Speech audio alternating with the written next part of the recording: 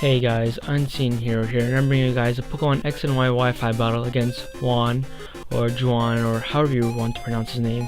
And as you can see through the team preview over here, we got some special Pokemon. I got a Persian, which is pretty much the fake out set, you know, the basics.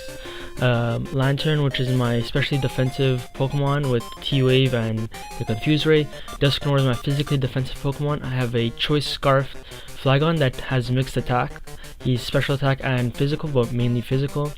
My Roserade, which is a special attacker but also has the spike to set up, and I have my Arcanine, which is my staple Arcanine, Choice Band, shiny, best Pokemon in existence. Looking at my opponent's team, we can see that he has a Skarmory, which doesn't really hurt my team too much since I only have one physical attacker and it's my Arcanine and it can still do a lot of damage to it.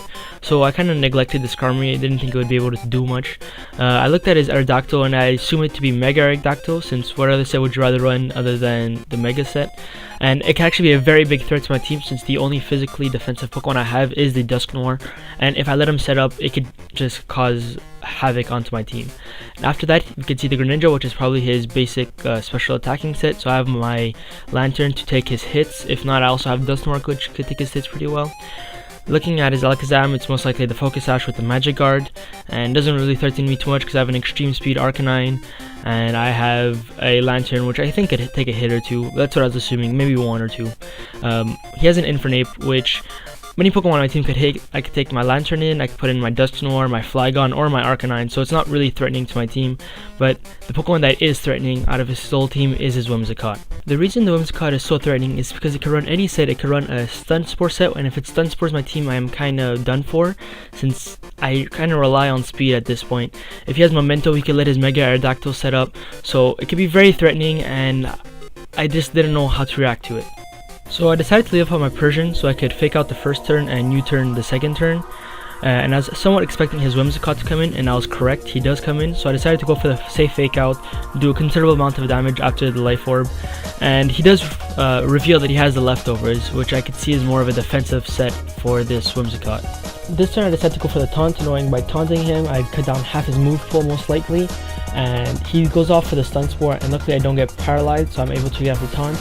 And now I know that next turn he either has a choice of switching out or using an attack move, which reveals what moves he has in his moveset, which is very crucial for me so I can get around this Whimsicott. This turn I decided to go for the U-turn since I have nothing better to do, but my opponent switches out into his Infernape, and unfortunately I get paralyzed. Since I am paralyzed, I won't be able to outspeed him, so I just decided to go out for the hard switch into my Dusknoir, expecting the Mach Punch or the Close Combat, and I predicted correctly, so now I have my physical wall out here against his Infernape. My opponent decided to switch out into his Whimsicott here, and actually I decided to also switch out this turn into my Flygon. The reason being, I don't know why, I just felt like I had to, but unfortunately he does bring in his Whimsicott, which is a threat because of the Sun Spore, and if my Flygon does get paralyzed, then it is pretty much useless to my team. I decided to switch into my Persian this turn, for I am expecting an incoming Stun Spore, which I do predict correctly, but unfortunately after all the turns, his leftovers recovery has accumulated and he is back at full health. Unfortunately I have a paralyzed Persian, so we're pretty much back at square one, but I have a handicap on my side. This turn I decided to go for the fake out since I want to get any damage I can. My opponent goes for the hard switch into his Infernape, which made me believe that he did not carry the U-turn onto his Whimsicott. Anyways, his Infernape takes approximately 40% from this fake out. I decided to switch out this turn into my Flygon, knowing that I could take any hit from this Infernape. Maybe not well, but it can take one and KO it the turn after, but my opponent actually decided to go in for the U-turn and goes into the Aerodactyl. And this can be very threatening because I don't have anything that could damage this Aerodactyl very much on my Flygon, and he can have a free turn to set up into his Mega Aerodactyl. As predicted, my opponent evolves into Mega Aerodactyl, and I go for the Draco Meteor because it was the hardest hitting move I had to face this Mega Aerodactyl, and unfortunately it does not KO him, it only does 50%. And he's able to get off a Hone Claws, which can be deadly to my team since nothing can really outspeed this Mega Aerodactyl. This turn I decided to switch out my Flygon, knowing a Draco Meteor wouldn't be able to do too much damage to this Aerodactyl, and I go into my Dusknoir, and he uses the Aerial Ace and he does get a crit. And that crit matters in the takedown of this Dusknoir, but in the whole of the battle it didn't really matter. This turn I decided to go for a Shadow Sneak since I just wanted to get some damage off, knowing I wouldn't be able to live any other hit coming off this Aerodactyl. And he goes for the Aerial Ace, which does KO me. And I decided to switch out my Persian because I still wasn't confident in Extreme Speed from my Arcanine would be able to OHKO him, so I just wanted to get some extra fake out damage. As I said, I go for the fake out, but I do get paralyzed, so unfortunately I can't get any more damage off of this Mega Aerodactyl, and it goes for the Aerial Ace, which easily knocks out my Persian. So the only choice I have here is to go into my Arcanine and hope that an extreme speed is able to KO him. I go for the extreme speed, feeling that it still wouldn't be able to knock him out, but luckily for me this really did matter. I got a crit on the extreme speed, which changes the whole battle around since his Aerodactyl is not able to sweep anymore and my opponent decides to go out into a Greninja. This matchup's unfavorable, so I decide to switch on to my Lantern, being my special defensive wall, knowing I can take any attack coming off this Greninja, and he goes for the Scald, and after leftovers it pretty much did nothing to my Lantern. Opponent goes for the U-turn this turn and does a lot more damage compared to the Skull since I am not physically defensive and since I do not resist it, and he goes into his Whimsicott and I go for the T-Wave, and I'm so happy I was able to T-Wave this Whimsicott, so this for me was a great turn. I go for the Confuser this turn so I can get the Power Fusion going, and because I haven't seen an attack come off of this Whimsicott yet, but he does reveal that he does have an attacking move, which is Giga Drain, which is a lot of damage to me and lets him recover a lot of his hit points. I go for the Volt Switch knowing that I'm faster than him since he is paralyzed, but he's able to snap through the Confusion and go for the Encore, and it doesn't really bother me since he just Encores me into Confuse Ray, so he's once again parafused.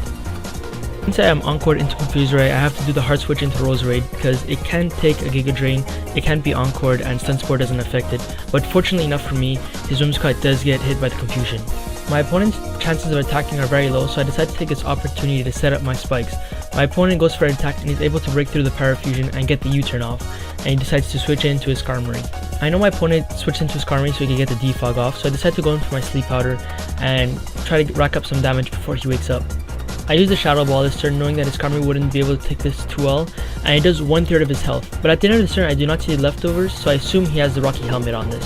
I decide to go for another Shadow Ball since I like the damage it did the prior turn, and once again it does like another third, but he does wake up this turn from the sleep and is able to use the Defog and get rid of the spikes.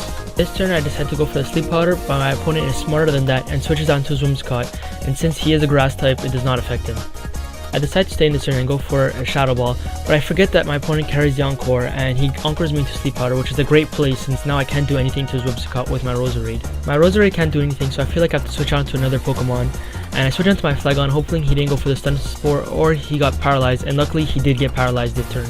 Even though the priority Stun Spore is risky, I decide to stay in and go for the U-turn, so I'm able to get some damage off of this Whimsicott and switch into my Roserade, which is at this point the best counter to the Whimsicott, but he also goes for a U-turn and switches out into his Infernape. This is obviously not a favorable matchup for me, so I decide to switch onto my Flygon, knowing I can take an attack from this Infernape.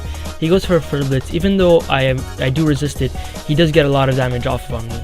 At this point in the game, my opponent probably knows that I am Choice Scarfed and fears the Earthquake, so he switches out into his Whimsicott, and I actually expect him to know that I have a Choice Scarf, so I expect the switch and I go for the U-turn, which does work out in my favor, so I'm able to get some damage on the Whimsicott and switch on to my Roserade, which, as I said, is one of my best counters to this Whimsicott at this point. My opponent goes for the Stun Spore this turn. I don't know why, I guess he was expecting a switch, but I go for a Shadow Ball, and I'd say it does a good 35% damage to this Whimsicott. I keep going for the Shadow Ball, hoping to feint his Whimsicott, but unfortunately I leave him with a speck of health left, and he's able to get the U-turn and switch on to his Alakazam. From here, I know his Alakazam outspeeds me, but I don't want anything to come in and take a Sash Shock because I know it will die, so I have to fodder off my Roserade, and I'm able to switch into my Flygon. I am Scarfed, so I am able to outspeed this Alakazam and go for the U-turn and bring him down to a Sash, and decide to go into my Lantern so I can fodder off my Lantern, but surprisingly enough, my Lantern's able to take the Sash Shock. It doesn't really matter in the battle, but just good information to know that my Lantern can take a Sash Shock from an Alakazam. In no way is my Lantern gonna outspeed this Alakazam, so he's able to knock me out with the Sash Shock, and I switch into my Flygon. This turn was quite crucial because I had two attacks I could do. I could either go for the U-turn and knock out whatever came in and then go to my Arcanine, but he would be able to bring in his Greninja, which would be able to knock out my Arcanine, and or I could go for the Flamethrower, which would be able to KO his Alakazam, his Skarmory, or his Whimsicott. But after he'd be able to go into his Infernape and take the attack and knock out my Flygon, and I really needed to keep my Flygon, so I decided to go in for the U-turn, and it does good for me since I go into my Arcanine, he goes in for an Infernape. I am not too sure why he decided to go for an Infernape, but it doesn't bother me. I go for the Extreme Speed, I'm able to KO his Infernape, and now that his Infernape is knocked out, he decides to go in for the Greninja.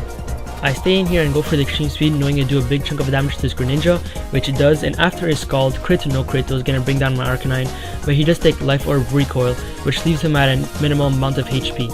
At this HP range, my Flygon is able to come in and clean up the rest of his team.